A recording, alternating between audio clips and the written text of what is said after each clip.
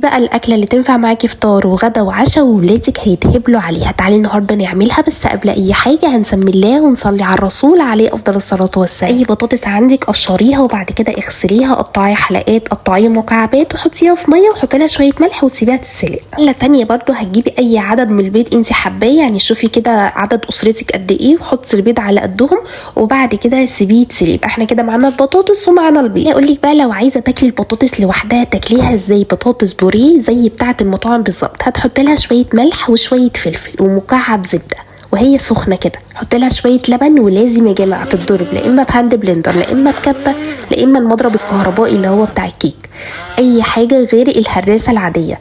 بجد بتطلع فظيعه، تتاكل كده لوحدها بشويه عيش وشويه جرجير، حاجه كده من الاخر. بقى لما تسلق البيض هتقشريه وبعد كده تقسميه كده بالنصين وحطيه على وش البطاطس. انا عملته على شكل ورده. هنا بقى هتجيبي طاسه على النار فيها شويه من الزيت، 3 فصوص من الثوم حمريهم وبعد كده طشيها بمعلقه صلصه، حطي لها شويه ملح شويه فلفل وشويه ميه صغيرين جدا وسيبيها بس تغلي غلوتين، وبعد كده شيلي كل الجمال ده ووزعيه بقى على البطاطس والبيض من فوق.